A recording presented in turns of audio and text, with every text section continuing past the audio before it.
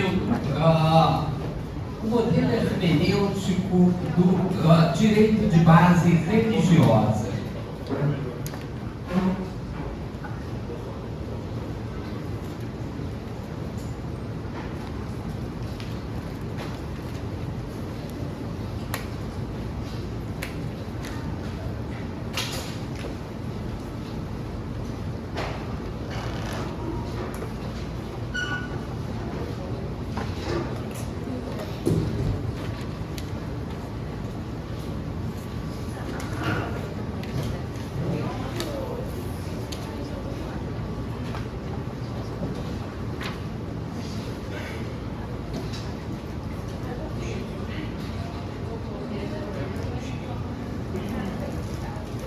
Então, Agostinho vai marcar o chamado direito de base religiosa. E quais são os fundamentos desse direito? Oi? Misericórdia, a palavra de Deus. A doutrina do amor,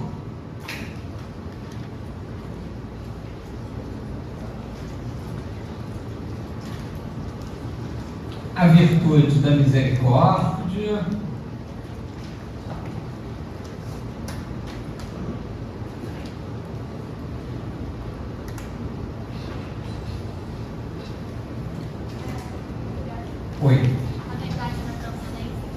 a verdade da transcendência, a fonte de legitimidade da norma, É a parte da interpretação da palavra de Deus. exatamente, a fonte da legitimidade, a norma,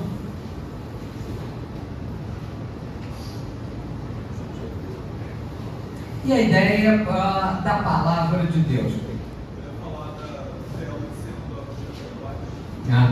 E a questão também importante do telos como a busca pela paz ou a segurança jurídica.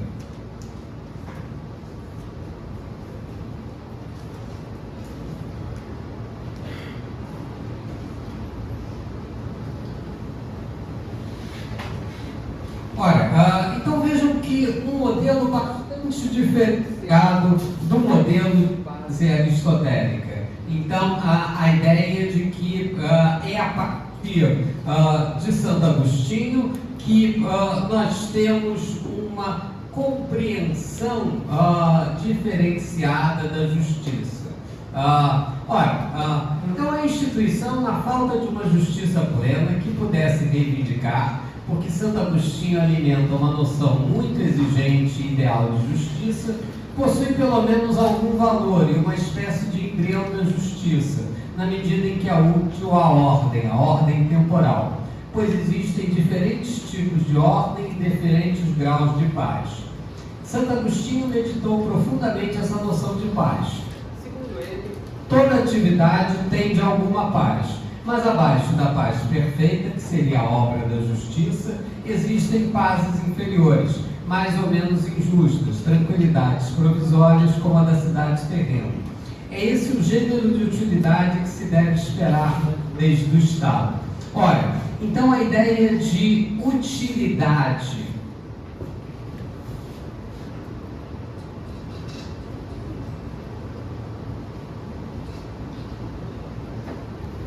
a lei do Estado existe também para assegurar essa segurança jurídica. A lei do Estado existe também para assegurar a paz. Então, a segurança jurídica é um objetivo legítimo da lei. Ora, Santo Agostinho também vai preconizar a ideia de uma teleologia da história.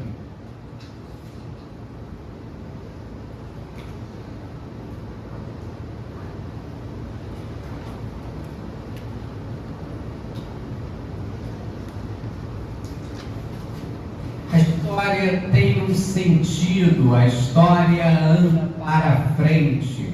A história do homem é a história da salvação. Ora, então essa ideia que há um telos, há um sentido na história, é algo extremamente importante e algo que se inaugura lá com Santo Agostinho. Qual é o outro grande filósofo que também trabalhava a ideia de teologia da história? Não, Tomás de Aquino nem tanto. Não, Aristóteles também não trabalhava. Oi. Mas era isso que eu ia perguntar.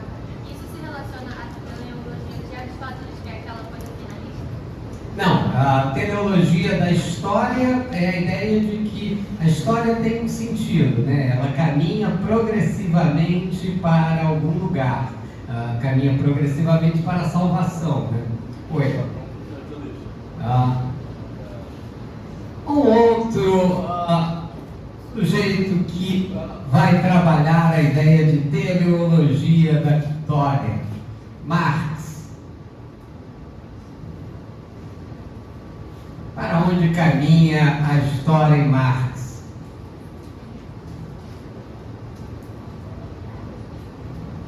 Vamos lá, aulinhas do ensino médio. Oi. Tem o movimento capitalista, depois vai ter o movimento dos operários, e aí vai caminhar no final. Tudo bem, mas essa é a parte final. E o que vem antes? Não, antes na história. Na história capitalista, que vai ser através do processo de expropriação de modos primitivos, expropriação, vai se misturar com uma sociedade capitalista, você vai ter a constituição de uma sociedade que se baseia na troca, tudo isso. Mas antes do capitalismo, oi? Tem sociedade primitiva, assim, pré-capitalistas que se da Idade Média. Antes você tinha um modo de produção, o modo de produção feudal. E antes você tinha o modo de produção antigo, o modo de produção baseado na escravidão. Então a história evolui pelo modo pelo qual as pessoas realizam as suas atividades materiais. Então é a economia que vai expressar essa transformação. A história muda movimentos dialéticos, quando um modo de produção entra em crise, ou seja, ele começa a destruir suas forças produtivas, há uma contradição entre as forças produtivas e o modo de produção, levando a um momento revolucionário. Então, a crise do modo de produção antigo, a crise do modo de produção feudal e a crise do modo de produção capitalista, que vai levar a uma sociedade igualitária, a uma sociedade comunista, dentro de algo que Marx poderia prever lá no século XIX. Não se realizou bem assim, mas era uma previsão bastante razoável no século XIX. Então, a teleologia da história, a história que transforma pela mudança dos modos de produção. Então, Santo Agostinho também vai pressupor a teleologia da história. Aqui, uma teleologia da história da salvação. O homem evolui em direção a uma salvação da cidade terrena para a cidade de Deus.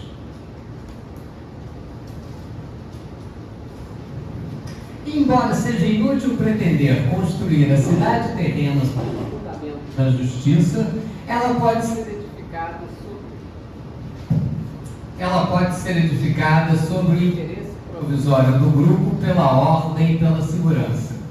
Embora só a regra da Escritura que proíbe matar seja justa, embora só ela mereça o nome de lei, a lei contrária do Estado deve ainda ser obedecida, porque serve à paz da cidade tendo sido feita para proteger o povo.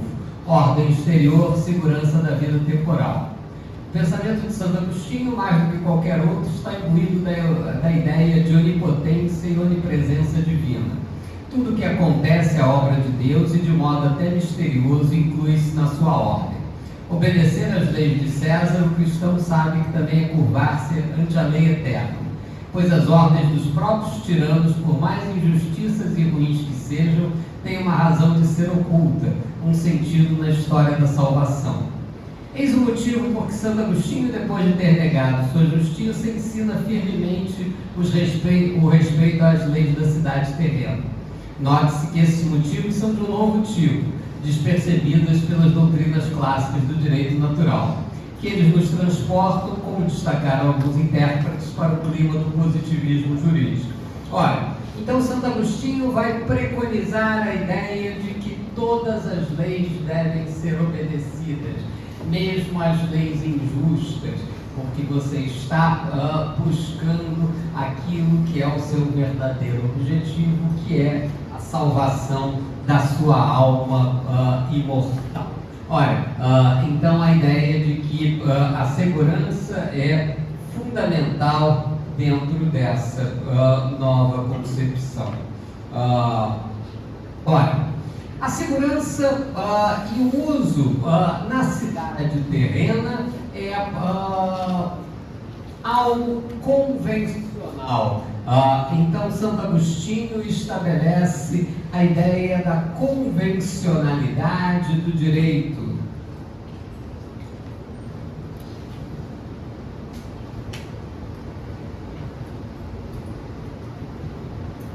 Então, é através da convenção, é através da norma que o direito vai estabelecer.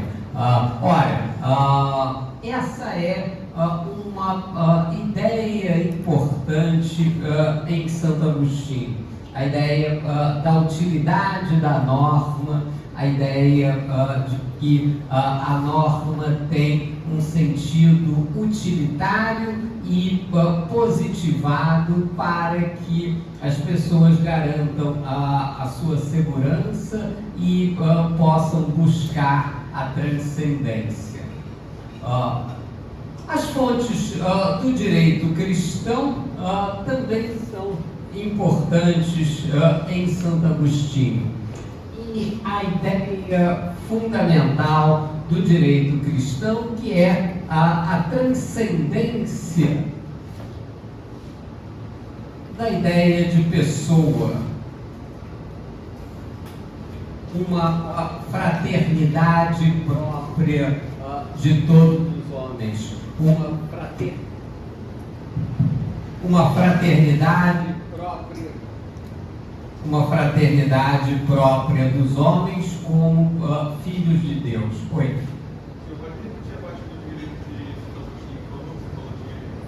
Santo Agostinho vai preconizar a ideia de que existe uma salvação, a história tem um sentido, a história caminha para a salvação dos homens. E essa vai se realizar lá no juízo final. Então, a ideia de justiça, a perfeição, ela só existe em Deus.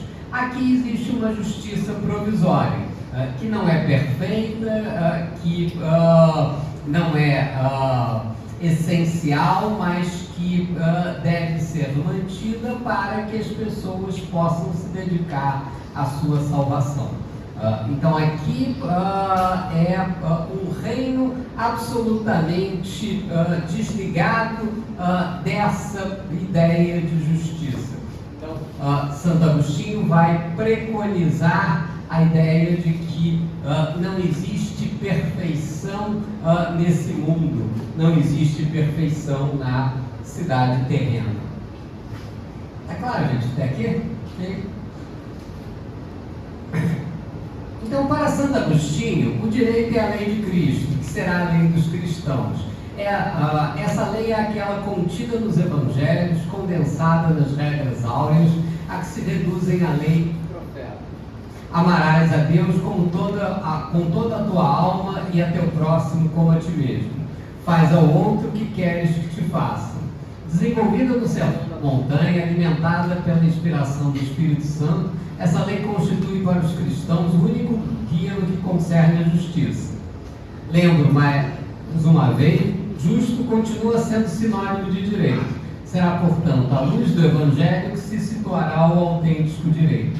Ora, então, novamente a confusão entre moral e direito.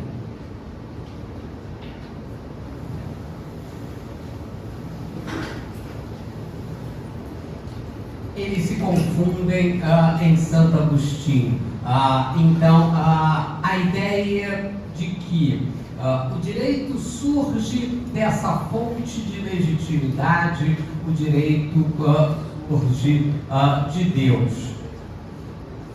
E como é que se interpreta a vontade de Deus? Oi.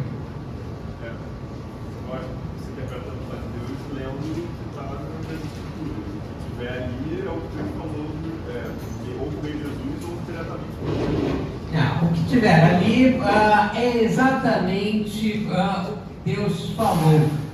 Isso não pode ser objeto de uma interpretação, porque aí você estaria trocando a palavra de Deus pela sua própria palavra.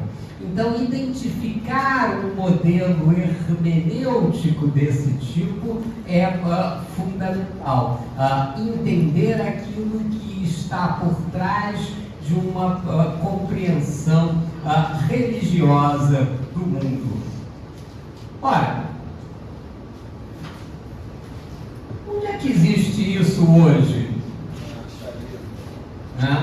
A Sharia, a lei islâmica, né, em vários países islâmicos vão expressar essa realidade, vão expressar essa noção.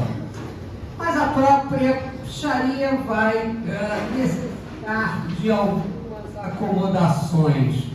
Por quê? Oi. A lei divina não abrange tudo que deveria.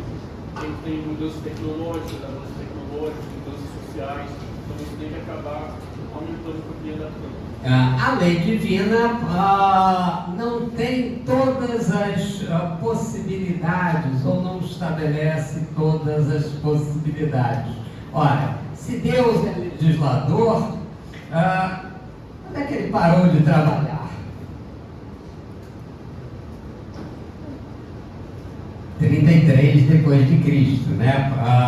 Então, a partir de 33 depois de Cristo, não há nenhuma certeza de que ele trabalhou legislando.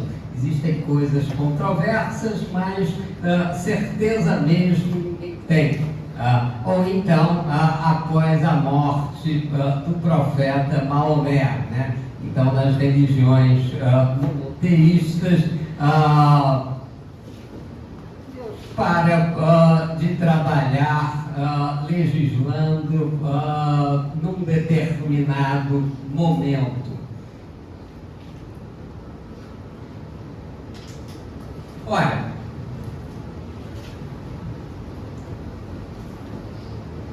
o que isso acarreta para a sociedade?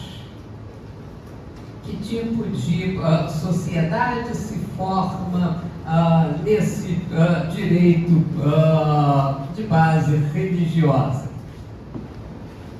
Por exemplo, no Afeganistão, quantas juízas existem no Afeganistão? Nenhuma, né? Porque Deus disse que a mulher não cabe julgar, né? Então está lá estabelecida a palavra de Deus.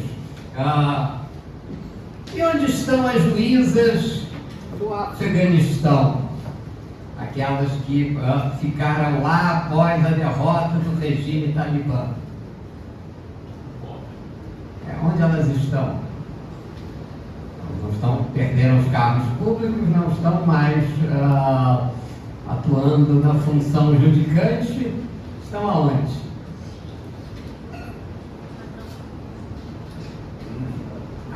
Estão no Brasil. O Brasil fez um programa exitoso de incorporação de mulheres que outrora foram juízas no Afeganistão. Então se aproveita o conhecimento delas para estabelecer a interpretação das normas de comércio entre o Brasil e os países árabes. Então, uma parte dessas juízas do Afeganistão foram recebidas no Brasil como refugiadas e hoje estão ajudando o desenvolvimento de quem? Do Brasil, não do Afeganistão. Então, esse tipo de, ou essa forma de compreensão do mundo é uma forma de compreensão para sociedades simples. É uma forma de compreensão que não possibilita a perfeição, o desenvolvimento econômico. Exatamente pelo que o colega falou. Deus não aparece sempre para legislar essa compreensão, não, que é o modelo próprio de sociedades menos complexas.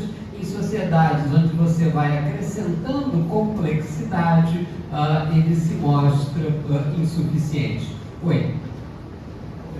Uma coisa que você falou já na aula passada, ali, que essa doutrina defendida pelos nossos cristãos é a doutrina do amor. Mas aí está dizendo que continua sendo sinônimo de direito o justo. Só que nesse sentido, o justo é diferente do que o Aristóteles, por exemplo, entendia por ser justo. Porque a virtude fundamental no cristianismo não é mais a justiça. O justo é o misericordioso, é dar a alguém mais do que é devido, né? É uma questão importante, gente, que vocês não podem se iludir com as palavras. Muitas vezes as pessoas usam as mesmas palavras para fazer conceitos, para expressar conceitos diferentes.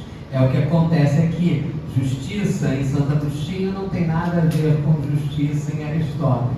Qual é a missão do advogado? A missão do advogado é interpretar as normas, entender o modelo hermenêutico que está por trás das normas. Oi?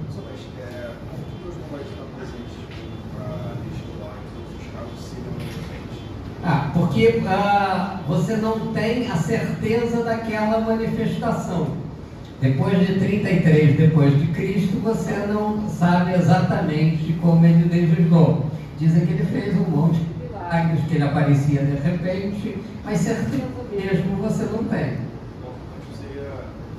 Assim, o homem tem um livre-arbítrio de interpretar a lei ditada por Deus de forma imperfeita. Essa lei não seria perfeita também? Não, ela seria perfeita naquilo que fosse estabelecido por Deus, que ele tivesse a certeza que foi estabelecido por Deus. Quer ver? Pega o seu celular aí.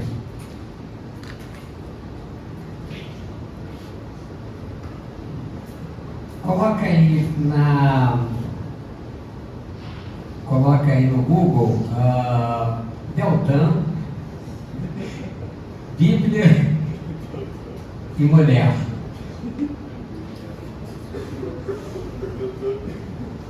Tem um texto aí do Portal Terra, não tem? Tem. Deltan defende a submissão da mulher. Eu só falo em... Deltan defende a submissão da mulher ao homem citando a Bíblia. Não pode levar, mas só é a mesma.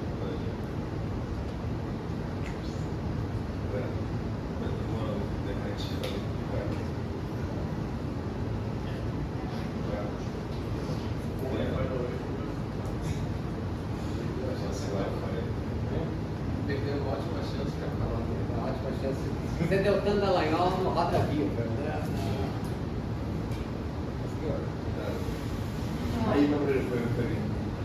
o ex-deputado Antônio Dallagnol, que teve o registro parlamentar cassado por unanimidade pelos ministros do Tribunal Superior Eleitoral, afirmou em entrevista por uma roda viva da TV Cultura nesta segunda-feira 29 que a mulher deve ser submissa ao homem de acordo com a Bíblia. Ao ser perguntado sobre ter disseminado notícias falsas sobre o projeto de lei das fake news, ele afirmou que a ideia do PL é restringir, por exemplo, o alcance de versículos bíblicos que falam que dentro do lar existe uma liderança de lei sobre a mulher. Não importa se você concorda com isso ou não, se eu concordo ou não. O que importa é que isso está na Bíblia. Isso feriria aquela cláusula específica sobre igualdade de gênero. Então vejam só, como está na Bíblia a proibição da igualdade de gênero, né? Então esse fato não pode ser interpretado. Então, nas palavras do ex-deputado, aquilo é aquilo que deve estar na Bíblia. Então, a igualdade de gênero é uma norma que não pode ser alterada. E o projeto das fake news, ele falsifica versículos estabelecidos na Bíblia. Por isso que ele deve ser condenado. Linda, né? Interpretação, né? Essa é a interpretação religiosa ou com fundamento religioso do direito. Oi. Pergunta deixa João é que São Agostinho ele entende que a fé ela sempre se sobrepõe à razão, ou seja, a razão é limitada, mas a fé não. Então, como isso poderia ter Deus, ou seja, esse poder interpretativo, isso daria, se de certa forma a razão sempre acabaria limitando a potência da mente infinita, entende? Não, aí isso é um problema que você vai ter em Tomás de Aquino, não em Santo Agostinho. Santo Agostinho vai dizer que o importante é interpretar aquilo que Deus diz. Então está lá estabelecido que não há igualdade entre homens e mulheres na Bíblia, é isso que você tem que fazer, você não pode interpretar, né? Então vocês sabem por que esse deputado tinha que ser cassado. Tinha que ser cassado por causa disso, e não por uma mera fraude à lei. Oi. Eu me confuso em relação ao conceito de justiça para ele, porque eu achei que justiça era sinônimo de Deus para o Santo.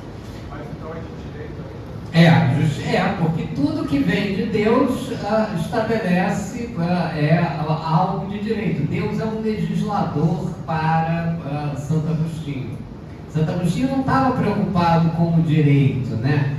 São pessoas que não gostam do direito falando sobre direito. Quer dizer, ele estava preocupado em estabelecer aquilo que era próprio de Deus. Aquilo que é próprio de Deus é o que Deus realmente diz. O que Deus realmente diz? É aquilo que está certo na Bíblia, ou então, se for no Alcorão, aquilo que está no Alcorão. Quer dizer, isso, porque foi Deus que disse, também não poderia ser interpretado. Tudo vem da fonte da legitimidade. Oi. Mas então para ele não tinha diferença entre moral e direito? Não há diferença entre moral e direito. Quer dizer, o direito ele volta a confundir essa questão. Lembra que Aristóteles definia que o âmbito do direito é o âmbito da justiça particular, é o âmbito das relações exteriores. Santo Agostinho vai mistura tudo novamente. Qual a diferença entre justiça para ele e justiça para Aristóteles? Justiça para Aristóteles é aquilo que está no âmbito da exterioridade. Quer dizer, então, enquanto eu estou cogitando em matar uma pessoa, mas eu não retalhá-la em pequenos pedaços, mas ainda não fiz nada, eu não estou ainda no âmbito do direito. É só quando eu começo os atos para fazer isso, cometer um assassinato, que eu estou no âmbito do direito. Então, o âmbito do direito é o âmbito da exterioridade, o âmbito da justiça particular. Aí, nesse âmbito da exterioridade, há uma razão de ser, uma razão de acordo com o tipo de relação envolvida, uma relação de justiça distributiva, de justiça comutativa ou de equidade. O que Santo Agostinho vai dizer? Que o verdadeiro direito não está aqui nesse mundo, quer dizer, isso são apenas considerações absurdas de Aristóteles. O verdadeiro direito está em Deus. Então, é da fonte de legitimidade que você tem que extrair o direito. Aí isso cria um modelo hermenêutico. Tudo que Deus tiver realmente dito é válido como direito. Tudo que ele não disse não é válido como direito. Então, Deltan Dallagnol vai dizer que, olha, não importa o que você acha, porque na realidade isso está lá na Bíblia. Então, não há o que ser discutido, entendeu? Isso é direito. Oi. Lembra que Deltan ajuda a dar boas aulas, né? A mudança de governo prejudicou muito a compreensão das aulas, porque as pessoas pararam de falar besteira e isso prejudica o bom uso dos exemplos de sala de aula. Vamos lá. Pode-se dizer que a ideia de Santo Agostinho corroborou para a expansão da influência da Igreja Católica ali na Europa? Porque quando você pressupõe que o juiz ele tem que ter um entendimento da lei divina, da palavra da Bíblia, para poder legislar, você está dizendo que o único legislador minimamente competente é aquele que é bem ligado à igreja. Exatamente, é aquele que tem a compreensão do que Deus realmente diz. Aí é o modelo hermenêutico, entendeu? Eu vou buscar num livro sagrado aquilo que é a verdadeira vontade de Deus. Então, é da vontade de Deus que mulheres e homens sejam iguais. É da vontade de Deus que mulheres não possam julgar. Quer dizer, então, você fazendo uma interpretação literal dessa questão, você vai, por exemplo, excluir as mulheres da magistratura, como acontece no Afeganistão, entendeu? Esse é um modelo hermenêutico de base religiosa, naquilo que você considera ser a vontade de Deus, né? Porque essa concepção vai mudar com Tomás de Aquino. A gente vai ver que Tomás de Aquino traz novamente Aristóteles, mas uma outra doutrina de Aristóteles, um Aristóteles cristianizado, porque isso vai possibilitar a evolução do direito, né? Oi. A segurança é a ideia de que se não há justiça nesse mundo, se esse mundo é só uma realidade imperfeita, tudo que você disser que é justiça, na realidade não é. A justiça só vai ocorrer em Deus no juízo final. Então é nesse momento em que a justiça verdadeira vai ser feita. Mas até lá, você precisa buscar a sua salvação, porque o mundo caminha para a história da salvação, a salvação da sua alma. Então você precisa de paz e tranquilidade, você precisa que não ocorram roubos, que ninguém mate você, você precisa buscar a salvação da sua alma. Então a paz é um objetivo legítimo para o direito. Um direito que não pode ser perfeito nesse mundo. Essa é a ideia.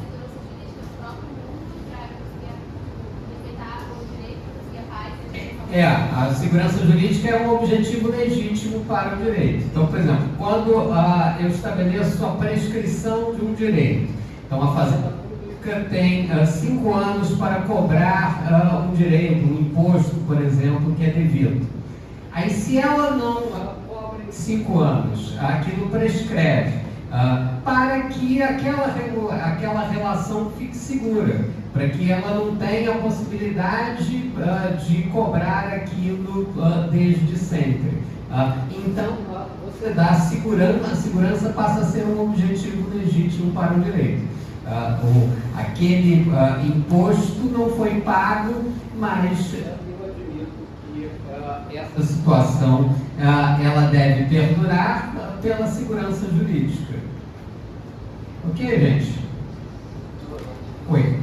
Essa ideia de você deixa provavelmente como umas sanções que são estabelecidas, uma ideia cognitivista de sanções para você ter uma segurança jurídica, para que ninguém vai ficar se matando.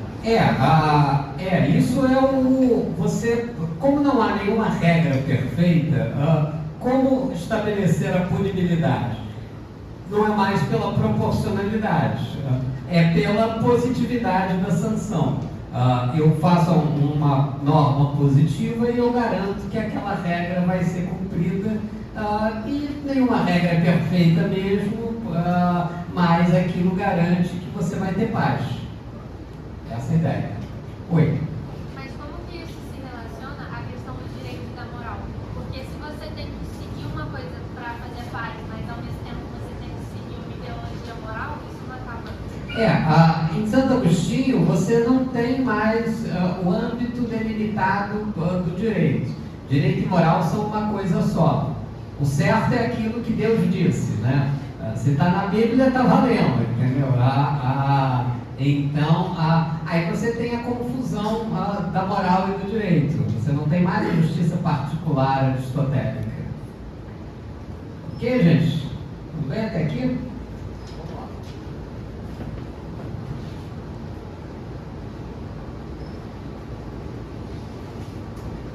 Então, uma vez que a inteligência humana é corrompida demais para descobrir por si mesma o conteúdo do justo, o verdadeiro direito é a obediência a uma lei divina positiva. É a substituição do direito natural dos pagãos por um direito sacro. Então, não importa o que você pensa, o que importa é que está lá na Bíblia, né? Segundo a definição do nosso ex-deputado. Ok?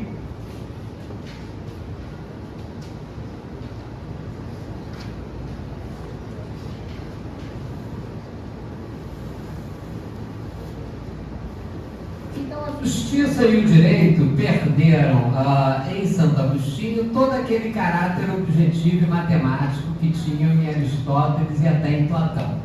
Pastor das almas era ofício de Santo Agostinho pregar essa justiça bíblica, de preferência a justiça da filosofia clássica pagã do direito natural.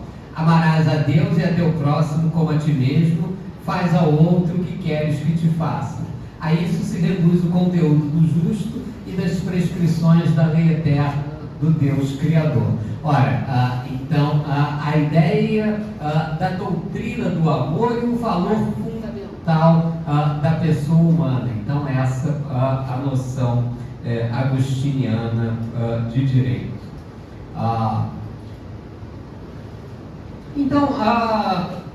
Em Agostinho, a justiça é um empréstimo gratuito, é o perdão das dívidas e a esmola. É o trabalhador da última hora que recebe tanto quanto os outros. É um paradoxo permanente. É a misericórdia. O juiz justo será, portanto, aquele que souber conceder a graça. Ora, então, esse dom gratuito que se dá às pessoas, em Santo Agostinho, assume um valor fundamental, que é a ideia da graça.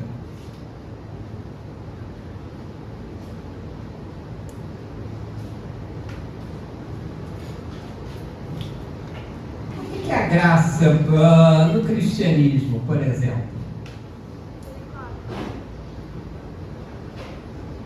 Sim, mas em termos de direito. Oi? Dar mais do que é devido e singularizar aquela pessoa em relação às outras pessoas. Então, a graça significa distinguir aquela pessoa das outras pessoas e dar a ela mais do que é devido. Ora, então isso é um princípio cristão da ideia do amor de Deus. O amor de Deus em todos os homens é tão importante que ele pode singularizar essa questão e excluir ele da aplicação da lei geral, que essa lei geral será, na cidade terrena, algo que não é perfeito. Ora, então a graça é o grande indulto de Deus e o grande indulto dos príncipes. Então é a partir da ideia de graça que vai se estabelecer aquilo que seja o devido. Ora, então quando o presidente da República indulta alguém, ele vai estabelecer a ideia de que eu estou singularizando aquela pessoa, eu estou retirando ela da aplicação da lei geral. Então ele cometeu um crime, mas graças ao perdão do príncipe, graças ao perdão do rei, ele vai ser indultado, ele vai ter o objeto da graça. Ora, a graça pode ser contestada?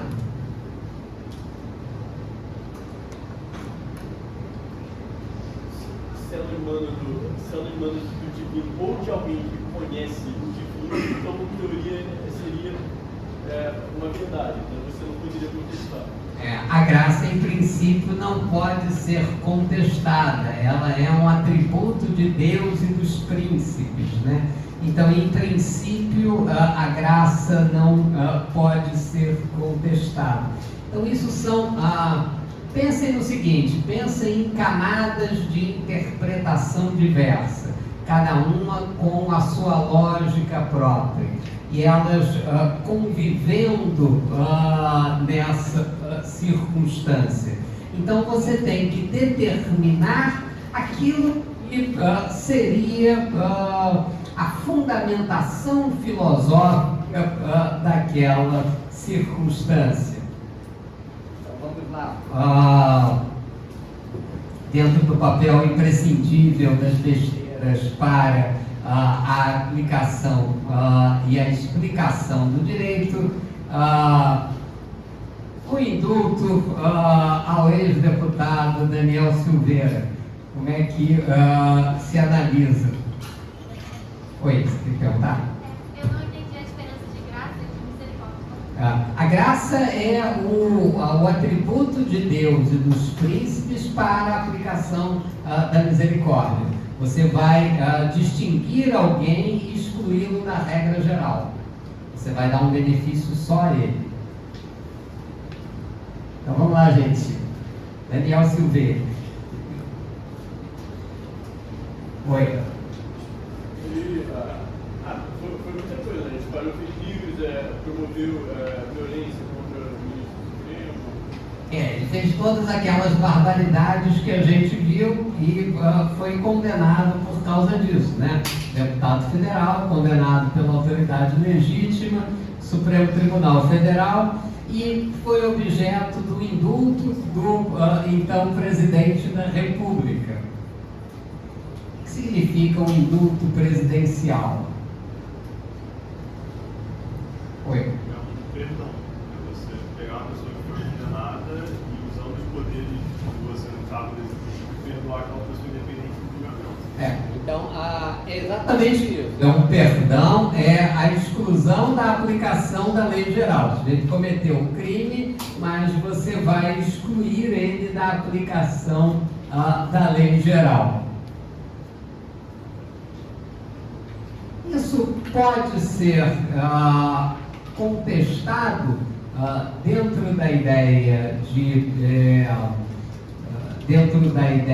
do direito de base religiosa.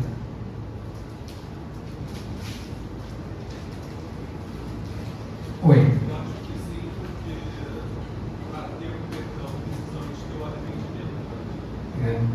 Não necessariamente, né?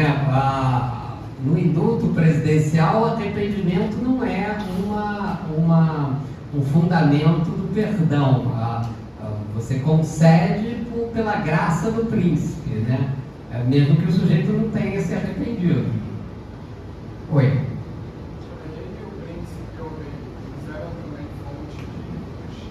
Eram fontes de justiça, na medida em que a pessoa é um atributo de Deus e do príncipe.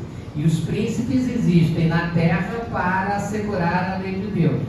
Quer dizer, eles mantêm a paz, eles mantêm a tranquilidade para que a lei de Deus possa ser exercida.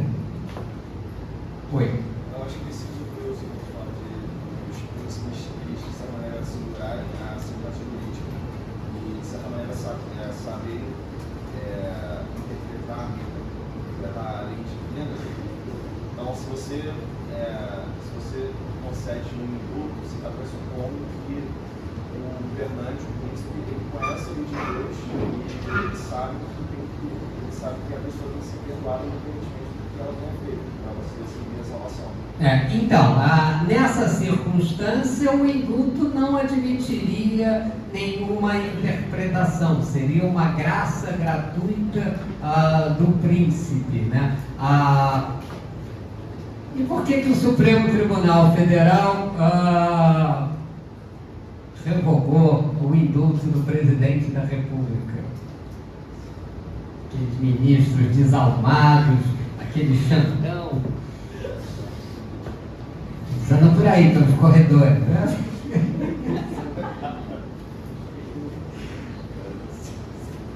Vamos lá. Oi. Mais uma dúvida que a resposta em si. A graça, no caso do indulto, seria uma graça gratuita. Você não teria alguém naquela ideia de salvação, misericórdia. Mas como esse indulto seria uma graça que fosse contra a segurança jurídica, ou seja, que fosse contra a ordem e a tranquilidade, não teria meio que uma contradição? Então, olha só, é exatamente isso. A gente tem que pensar a questão das camadas interpretativas. Ora, então eu tenho um princípio do direito de base religiosa, a ideia do indulto, e a ideia de que indulto não se interpreta. Ora, mas também eu tenho as considerações importantes da ordem aristotélica, ou uma outra camada interpretativa. Então, por exemplo, o que o Supremo Tribunal Federal decide? Ora, o indulto, ele tem que ter um objetivo próprio do bem comum. Ele tem que ser algo para o desenvolvimento da sociedade. Ele tem que ser algo que interesse a essa nossa realização em comum. Então, há um arbítrio bastante amplo do presidente da República, mas a ausência de uma finalidade do bem comum, que é uma consideração de justiça aristotélica,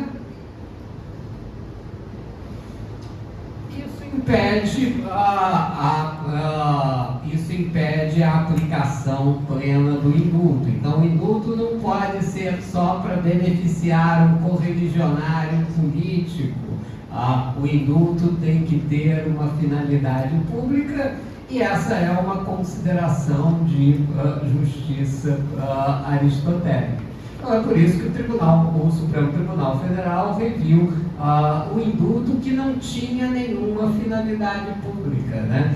Que não tinha, era apenas um meio de afrontar o sistema de justiça do país. Claro, gente, então, camadas interpretativas. Qual é a função de vocês como advogados? Saber qual é o fundamento pelo qual cada pessoa está pensando, cada pessoa está pensando o direito. Então, a compreensão do que seja o direito vai variando. Você tem que verificar a legitimidade desse fundamento. Você tem que saber o que está por trás daquele direito. Por isso que direito não é um negócio fácil de ser interpretado, não está necessariamente na norma, está naquilo que dá universalidade à norma, estabelecer a ideia de algo que tem um fundamento de base universal, e qual é a razão de ser desse fundamento. Oi. Assim, adotando o discurso desse filósofo da teologia,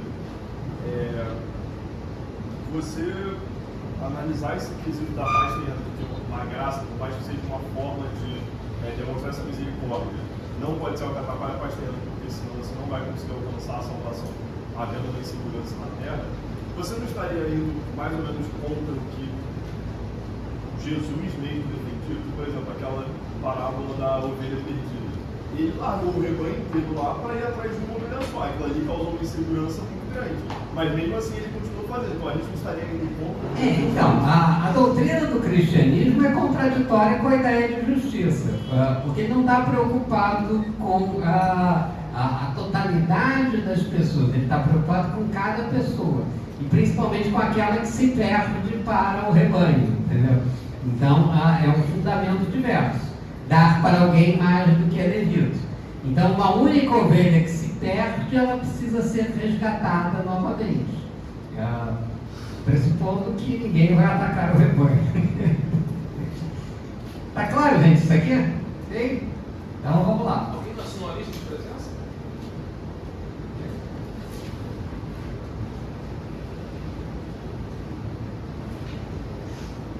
Bom, Oi. eu entendi a questão da sanção.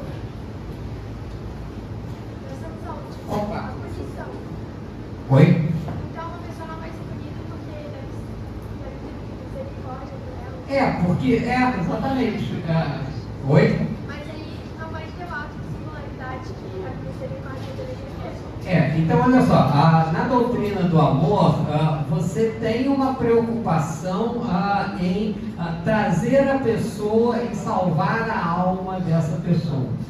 Então, se alguém se desgarrou do rebanho, se alguém está em processo de danação da sua alma, você deve fazer tudo o que é preciso para salvar aquela pessoa. Uma doutrina salvacionista. Então você tem que dar a ela mais do que é devido. Esse é um atributo de Deus e dos príncipes. Então, esse é um atributo que vai fundamentar a ideia de graça.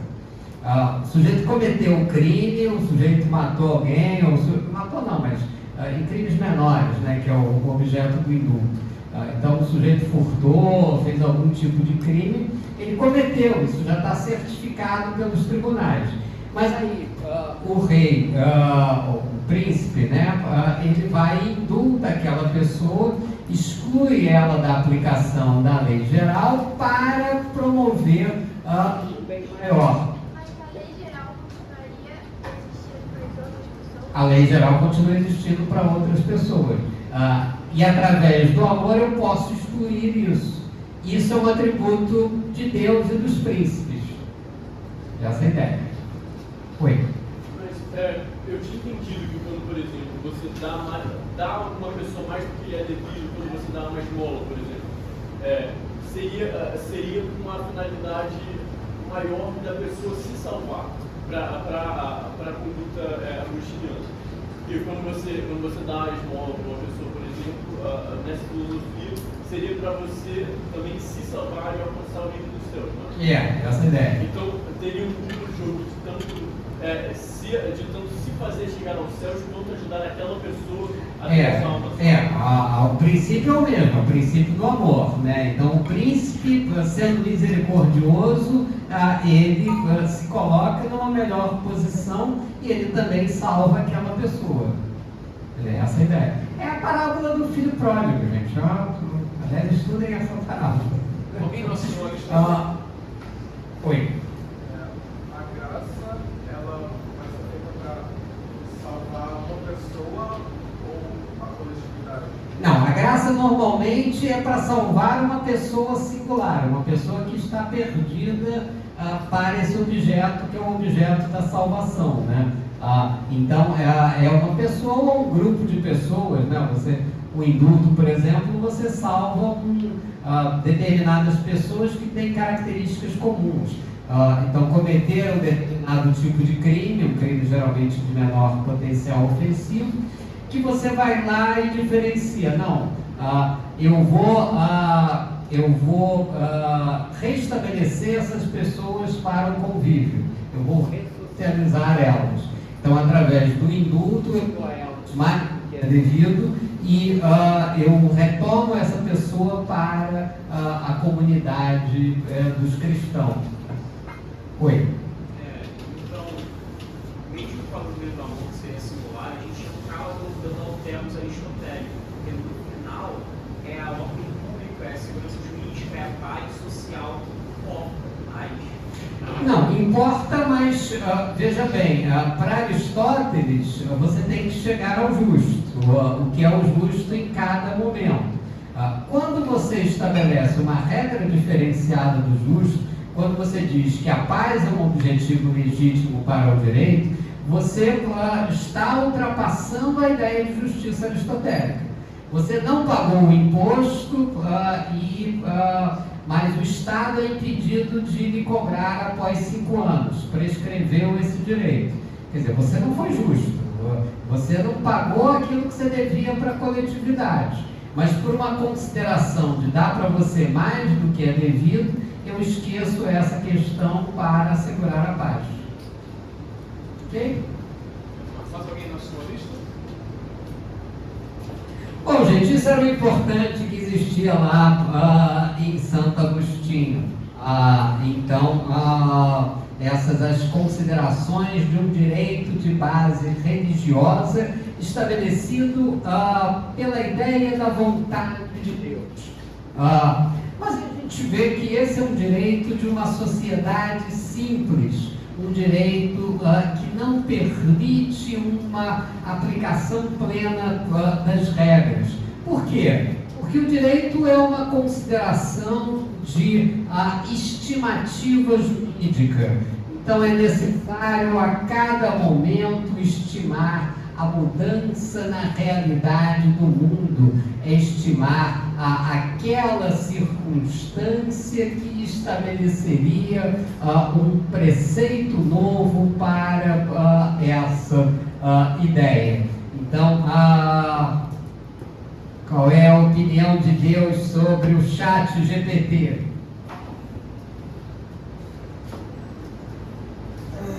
Deus não pensou nisso, mas eu preciso de uma regra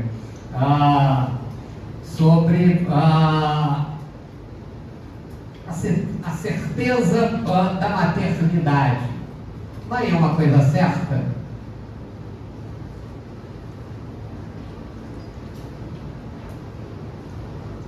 Oi?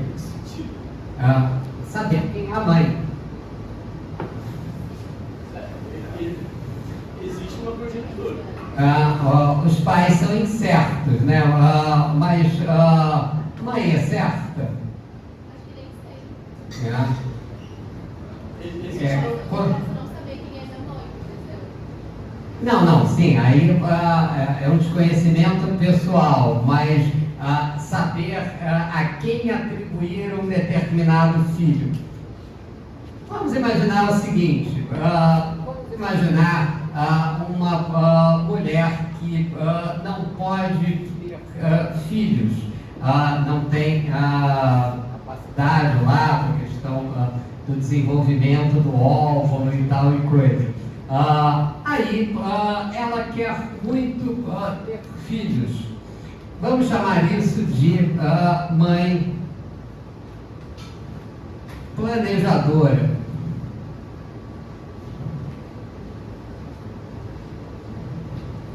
Então ela vai lá e planeja toda a ideia de ter filhos. Como é que ela faz isso? Através da fertilização in vitro, ela vai contratar alguém para que tenha aquele filho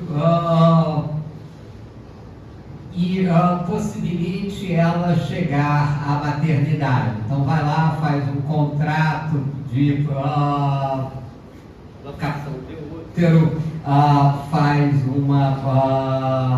contrata uma mãe de aluguel.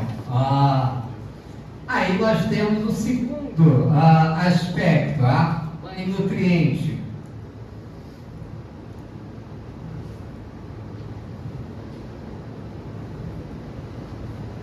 Mãe é aquela que cuidou e alimentou o filho durante os 9 meses, sofreu as dores da gravidez. Mas essa também não tem uma pertinência com aquela circunstância. E a mãe planejadora, que que não pode engravidar, ela contrata também uma mulher que vai dar o óvulo, que é a mãe biológica.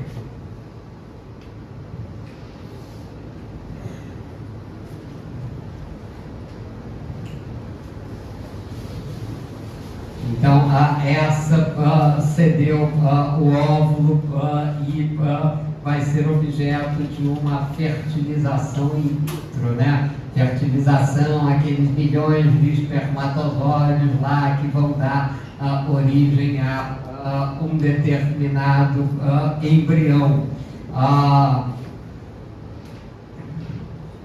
Qual deles vai, afinal, realizar aquela circunstância e qual deles vai estabelecer aquela circunstância perfeita daquela criança que não vai ter nenhuma doença, vai ter uma possibilidade de sobrevida, vai ser perfeitamente planejado. Aí entra a quarta mãe, a mãe geneticista.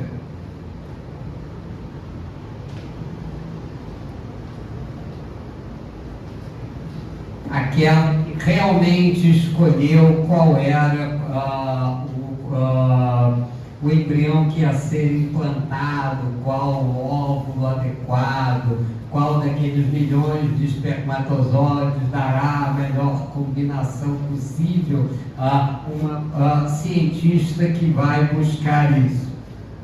Nasce a criança é linda e as quatro mães entram na justiça reivindicando a mesma criança. Para quem se dá a criança? Oi? Oi? Isso foi mais ou menos discutido no livro da Justiça do Mercosul, né? Teve aquele caso da moça que fez uma barriga de aluguel e aí a mãe planejadora pediu o filho, só que ela já tinha uma conexão com o bebê e não conseguiu. Então acaba que eu acho que depende da natureza do que foi contratado e da natureza da consequência do que aconteceu ali. Então, por exemplo, se você tem uma mãe doente que ela contratualmente estava obrigada a gerar o bebê, a entregar o filho à mãe planejadora, só que ela não conseguiu se desprender do bebê, ela não tinha total consciência da relação que ela teria, da relação afetiva que ela teria com o filho. Então aí eu acho que já não é mais válido. Então, por essa conclusão, a ideia da maternidade é uma relação contratual, igualzinho a um contrato. Você disse que é importante estabelecer quais eram os termos do contrato e definir qual era o contrato e quais as relações. Então eu posso imaginar que isso é uma relação contratual. Aí você traz um outro elemento, que é o elemento da afetividade, né? É aquela que estabeleceu uma relação de afeto com o bebê, mesmo não tendo nenhum elemento biológico nessa circunstância. Então, temos a possibilidade aí de 4 mães diferentes. Oi? Eu acho que o primeiro passo nessa ideia de contrato, eu acho que vai com uma noção de causa. Que a causa primeira da existência daquele ser vivo foi a mãe planejadora da ideia e a vontade de querer seguir uma criação e a vontade mesmo de ter um filho. Então, se você tira a mãe planejadora de cena, não tem mais existência daquele filho. Porque ela quis, entende? Então, ela movimentou as outras 3 mães para a realização disso. Então, essa é a questão fundamental. Então, embora no Brasil, por exemplo, não exista uma norma jurídica estabelecendo essa ideia, existe apenas algumas orientações do Conselho Federal de Medicina, isso já foi objeto de julgamento dos tribunais e definiram que o critério fundamental era exatamente esse, o critério daquele que inicia todo o processo, tem toda a relação, aquela circunstância possível. Mas isso é uma relação existencial, tem princípios próprios. Há uma discussão também em torno da afetividade, aquela relação de proximidade. Então, o parentesco é uma relação contratual ou é uma relação de afetividade? Existe parentesco socioafetivo? Então, você tem que descobrir qual é a natureza dessa relação. Um advogado é fundamentalmente um detetive que sabe qual é a natureza de cada relação definida. E cada relação depende do pressuposto filosófico. O pressuposto filosófico que vai informar a consideração dessa relação com aquilo que é o universal. Então isso é o fundamental dentro da ideia de direito. Oi.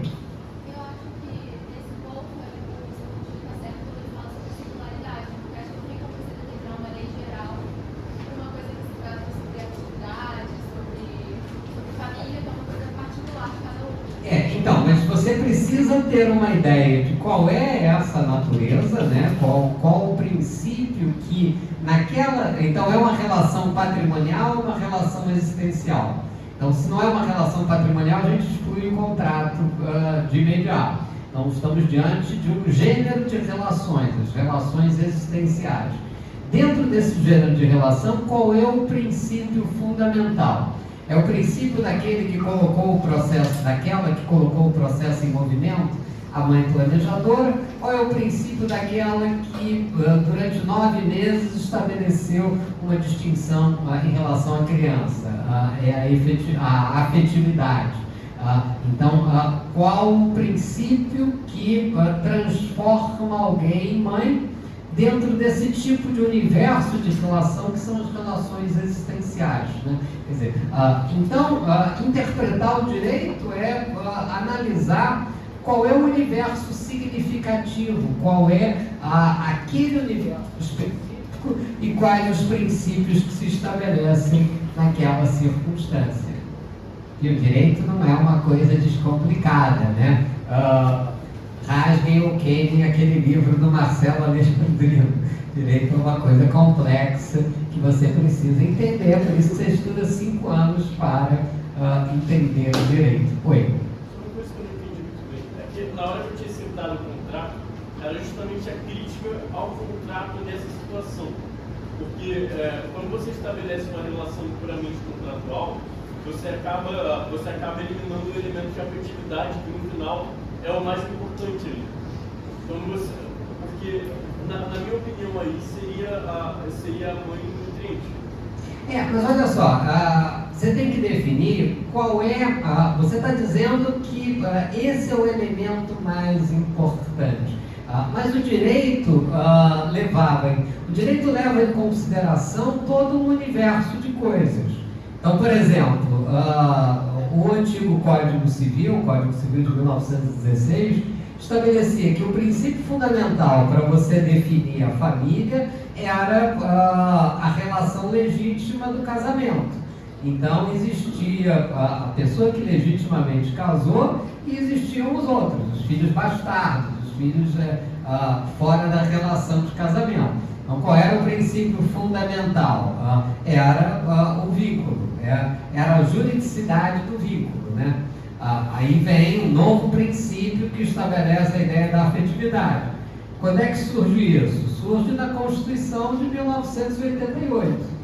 Quer dizer, então você tem que, em cada relação, analisar essa circunstância. Quer dizer, qual é a formação qual é o princípio que está por trás disso. Por exemplo, um caso famoso, né, do Jorginho Pig, né? Ele teve um filho que era artista plástico muito bem sucedido, Jorge Guilherme Filho, daquela geração 80, né? Então ele era um pintor famoso, ele vem a falecer, ele era homossexual, tinha lá uma relação com um fotógrafo, né?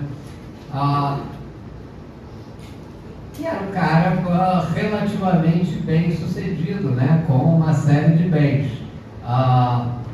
Filho morreu, filho único, para quem vão os bens? O marido ainda está vivo? Oi? O marido ainda está vivo? Está vivo. Então, assim, usando os princípios de hoje, eu acho que o marido. Mas não tinha marido naquela época. Aí Vai para ascendente, né? Para o próprio Jorge Guilherme, e a mãe era uma americana. Você não tinha uma relação estabelecida naquele momento. Então, esse é o primeiro caso paradigmático da questão num direito onde, por exemplo, não existia o casamento de duas pessoas do mesmo sexo. E você está lá nos anos 80, como é que você resolve isso? Como estabelecer a relação com o universal?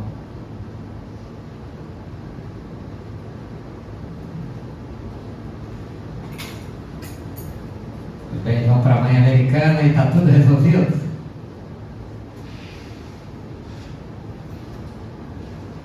Foi? pela afetividade. Não, também isso não estava no Código Civil de 16. Cláudio Bevilacqua não havia expressado isso. Mas você não tem que criar uma coisa nova nessa situação? Isso é aumentar a insegurança jurídica. O direito certo é o que está ali no Código.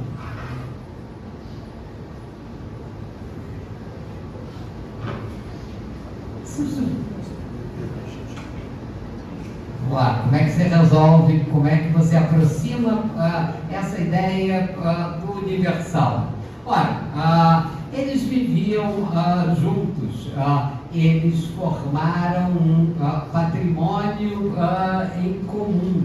A justiça vai resolver essa circunstância estabelecendo aquilo que cada parte contribuiu para a formação do patrimônio em comum.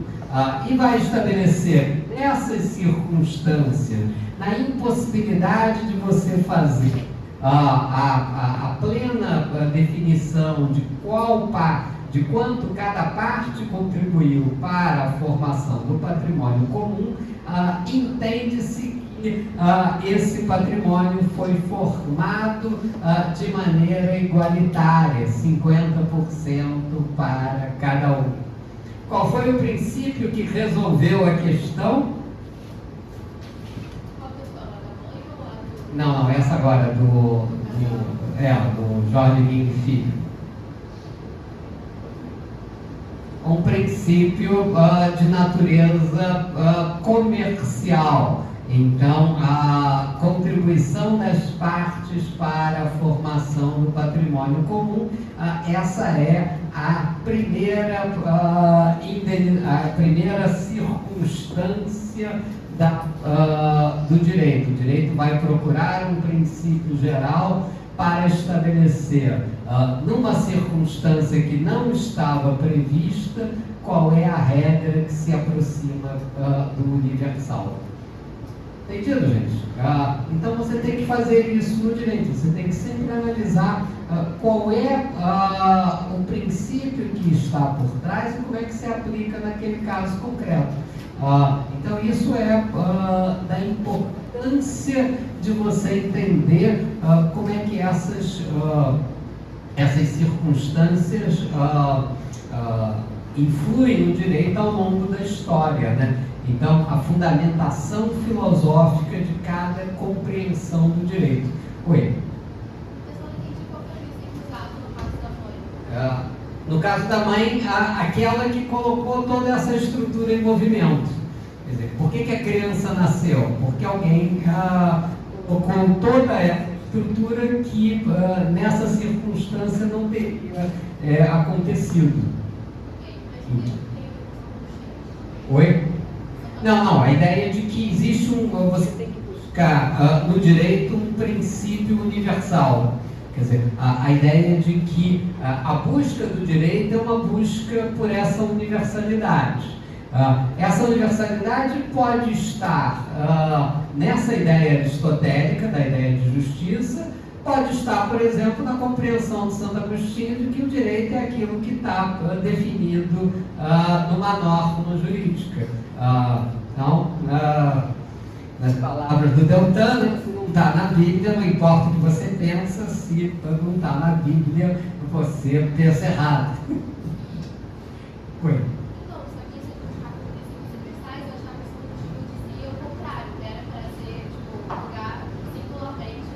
Não, então, Santo Agostinho vai dizer que a legitimidade está em Deus, e naquilo que Deus disse, na palavra de Deus. Quer dizer, mas você tem que sempre no direito procurar um princípio universal. Santo Agostinho diz que é a palavra de Deus. Tomás de Aquino vai fazer uma revisão dessa ideia, vai dizer que a palavra de Deus pode ser interpretada a partir de ou seja, você pode se aproximar do universal a partir de uma determinada forma de compreensão, que a gente vai ver qual é. Oi. Uma coisa que eu tenho quando você não tem uma previsão ali, por exemplo, na Escritura Sagrada, o que Deus disse exatamente, você não pode estabelecer o que é direito a partir da interpretação literal da palavra de Deus. Como que os homens vão lidar com isso?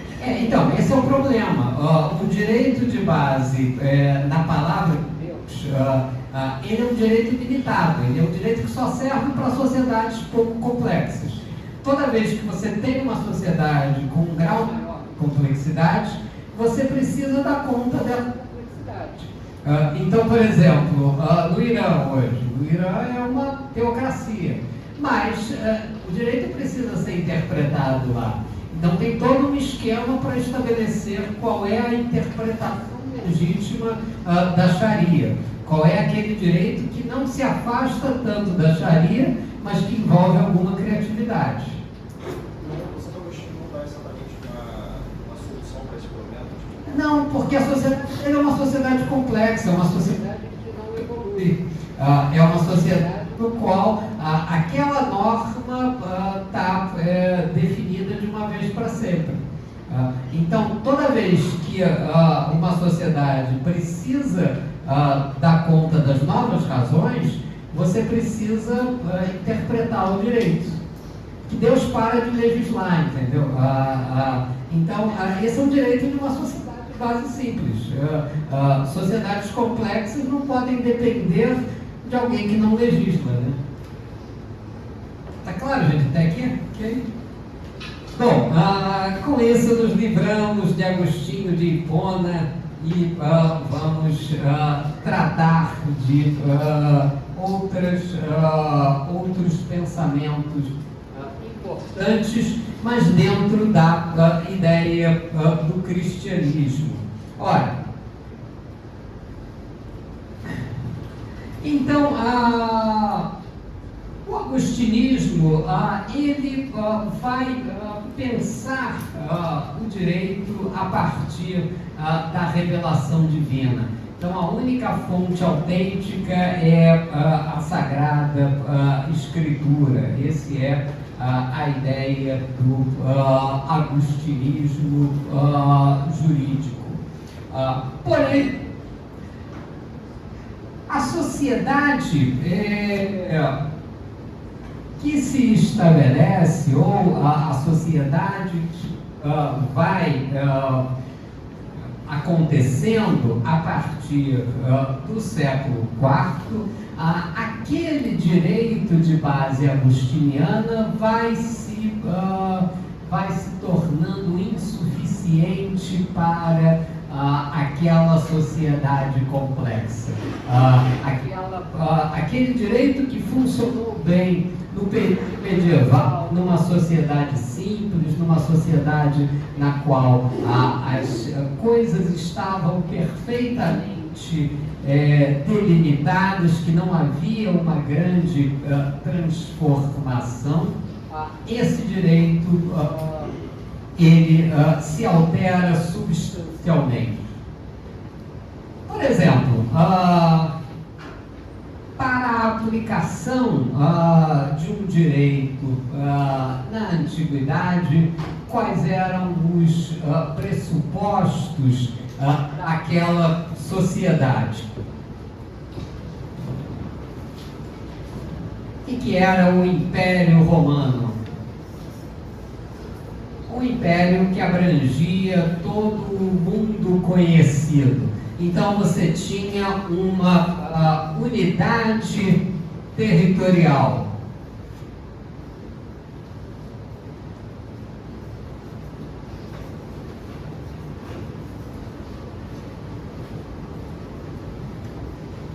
Uma unidade de poder, a Pax Romana.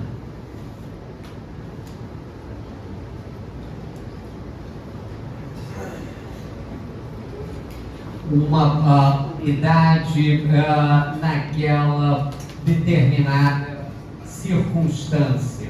Ora, uma unidade na interpretação do direito, uma unidade na linguagem.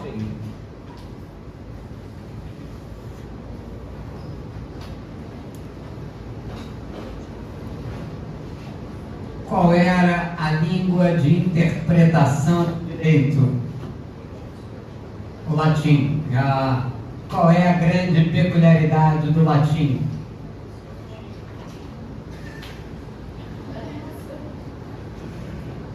Alguém já leu o livro do Caio Mário? Por que Caio Mário escreve tudo em latim e ele não tem nem a pachorra de traduzir?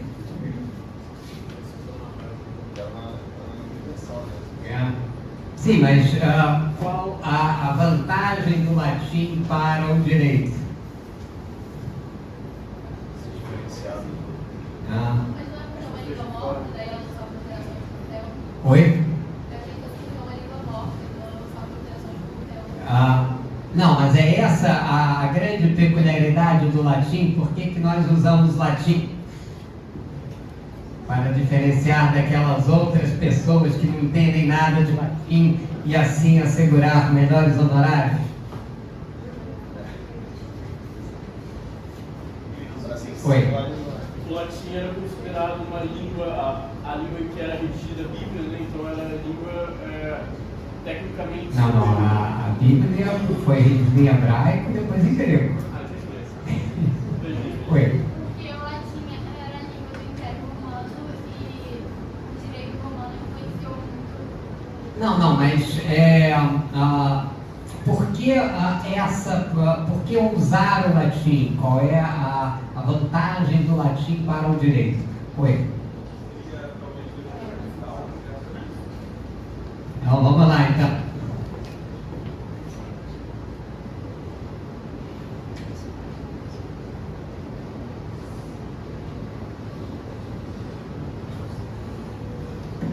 O que significa erga omnes? Para todos. E o que mais significa erga omnes? Erga omnes só tem um significado. As palavras em direito significam uma única e mesma coisa, um único e mesmo conceito. Diga o que significa a palavra que, todas as funções sintáticas da palavra que. Pronome, advérbio, substantivo, umas 20 ou 30 funções, o que não ajuda na interpretação do que seja que. Não existe uma resposta imediata a essa questão. Ora, o latim possibilita que um único conceito vai estabelecer. Condição sine qua non, condição sem a qual uma coisa não ocorre. Então, ela possibilita, é uma linguagem que é necessária para o direito para estabelecer um caráter unívoco de um determinado significado. Então, uma unidade territorial, um único poder, uma única linguagem que significa uma única e mesma coisa, e uma classe de intérpretes, uma classe de um estamento jurídico que interpreta aquilo de uma única e mesma forma. Então, essa era a unidade do direito romano. O que acontece com o mundo e o direito romano após as invasões bárbaras? Qual era o mundo de Santo Agostinho e o que acontece do século IV ao século XIII? O mundo se fragmenta, o mundo passa a ser um grupo de estados, né? Um grupo de sociedades no qual cada povo vai estabelecer uma única realidade, uma única circunstância própria daquele povo. Então, os ostrogodos, os visigodos, os alanos, os suevos, então, cada um estabelece o seu território, estabelece os seus princípios próprios inerentes àquele povo, estabelece as regras que lhe são próprias e até onde vale cada regra. Oi. Até os limites onde o poder alcança. Ora, então eu tenho uma nova sociedade fragmentada, sem a unidade da linguagem, sem a unidade territorial, na qual a noção de poder ela passa a ser a noção de direito. Eu consigo estabelecer o meu direito até onde o meu poder alcança. Então vejam que eu tenho um mundo ainda na unidade da interpretação aristotélica, mas um mundo em corrosão. Um mundo de uma realidade unitária que se está corroendo por uma unidade territorial que se está fragmentando. E cada vez mais a noção de direito está se aproximando da ideia de poder. Então, cada vez mais é necessário contrabalançar o mundo estabelecido pelo direito romano com o mundo fragmentado da Idade Média. Então, a noção de poder vai se tornando uma noção fundamental e uma noção importante. Ora, qual é a única ideia que impede essa noção de poder de ser vitoriosa? A noção que concebe o direito como uma relação social, o velho direito de base aristotélica. Então, esse direito que precisará ser superado, que precisará se adaptar à nova sociedade.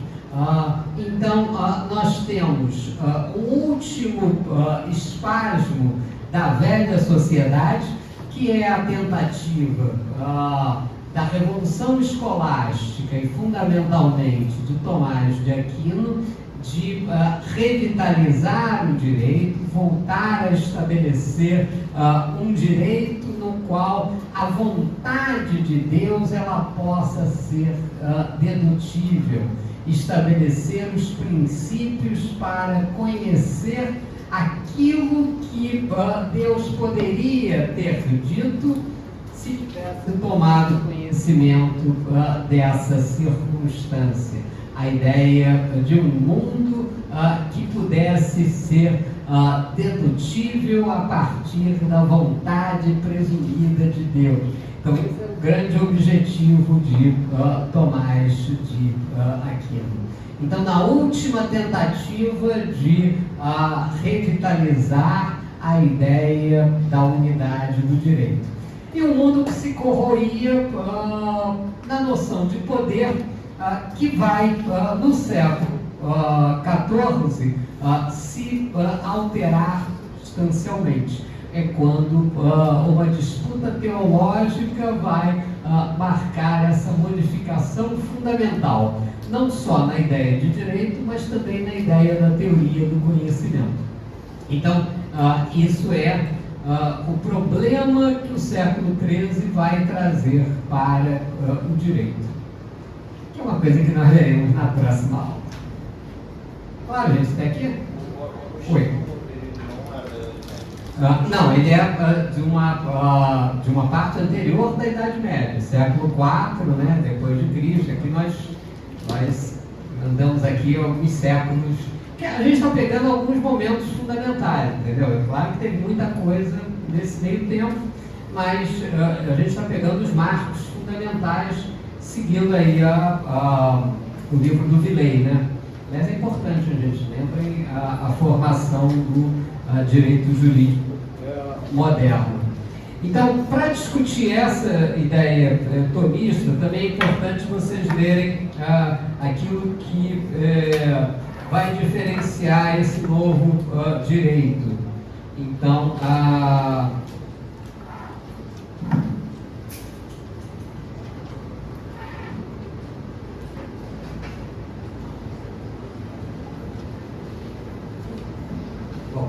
esqueci o livro, mas está lá na página do Google Drive, Leituras Tomistas do Direito, né? Então, a ideia é ler uns textos lá. Tem um livro meu sobre o direito, tem um texto meu sobre direito de propriedade, Tomás de Aquino, tem a função social da propriedade na tradição filosófico-cristã. Cadê? Achei o livro. Leituras Tomistas do Direito, né? Então, direito influenciado pelo pensamento de Tomás de Aquino. Quem, gente, está aqui?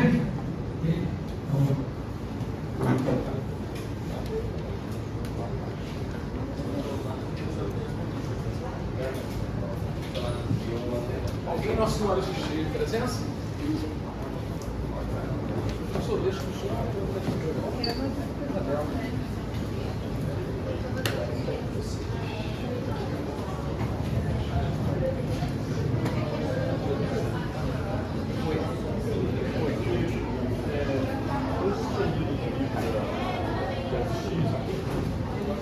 Eu tinha, naquele caso, tiveram mães estadunidenses tentando fazer barriga de aluguel, se não me engano, de questões da Índia, eu tinha entendido a natureza desse contrato de proibição de outra pessoa como um sistema válido. O contrato é válido. Válido para quê? Para excluir aquela mãe nutriente da possibilidade de implicar o filho.